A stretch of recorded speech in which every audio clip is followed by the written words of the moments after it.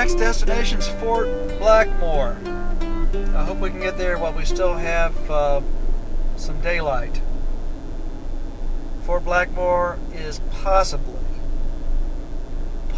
the place where Martin Turpin got on the Clinch River to head downstream to eventually settle in East Tennessee.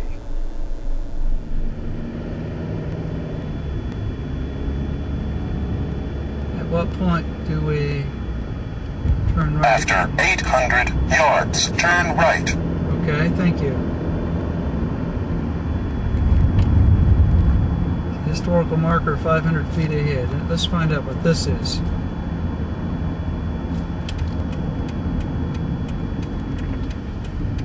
Okay, where are we now? McConnell's birthplace, first courthouse of Scott County, Big Moccasin Gap, Donaldson's Indian Line. John Donaldson. Okay, there's a name we're familiar with. Okay, Donaldson's Indian Line. John Donaldson's line surveyed after the Treaty of Lochaber. The Indians, 1770, crossed the road here. This line separated Indian territory from land open to settlement. Violations of the line by settlers contributed to Dunmore's War, 1774. Okay. Okay. After 400 yards, turn right. Okay, we'll do that. Okay. Back on the road again. All right. We're in Gate City. Where do we turn? I'm going to turn soon. Turn right. Okay, we turn right. Right here. This is where we turn right. Okay, this looks like a little rinky-dink road. Why are we turning right here, I wonder? This is not where I'm supposed to be turning right, I'm sure.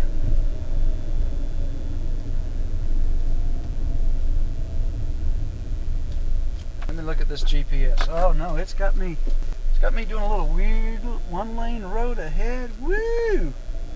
This is strange, man.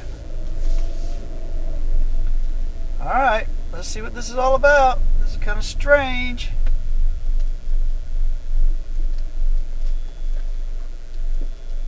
Woo, a one-lane road. Where am I heading? What am I doing? What am I getting myself into? Okay, let's take it. Good night. We have another turn coming up here at 0.65 miles ahead. Alright, this is a wilderness trail, isn't it? Not exactly sure where we're going. Better be leading me right, Tom Tom.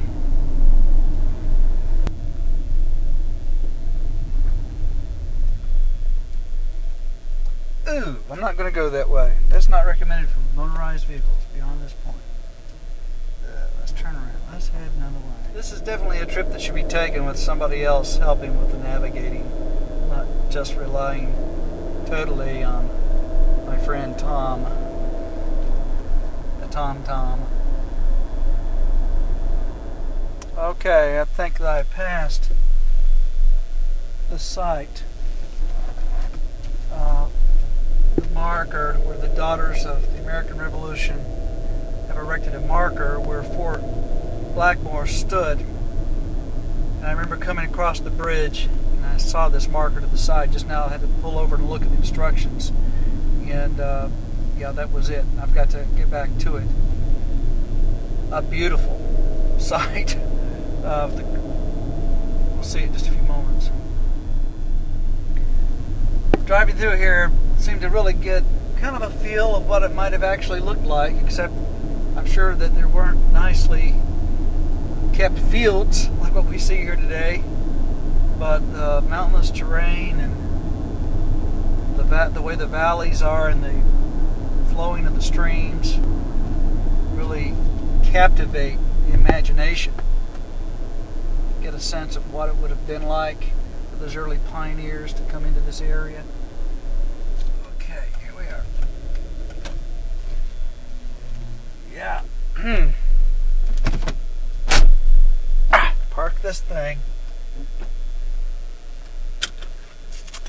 take a look. In my opinion, this was worth the trip. I mean, look at the scenery here. These cliffs are overlooking the Clinch River.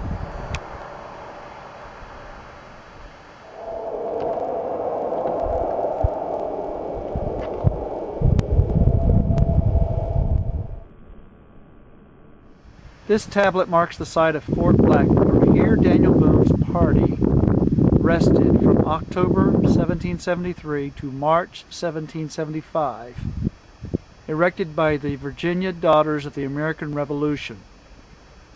The recorded fort site is 600 feet west of this marker, rededicated by Carter's Fort, Chapter NSDAR 2000.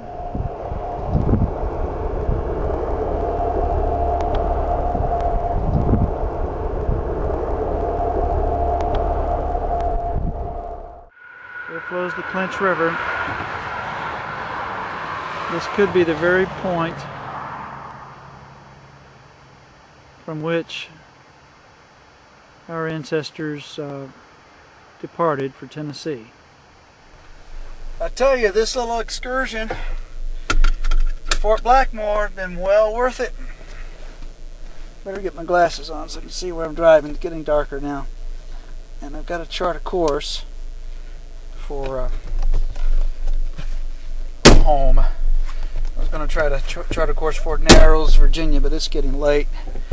I got to get to my parents.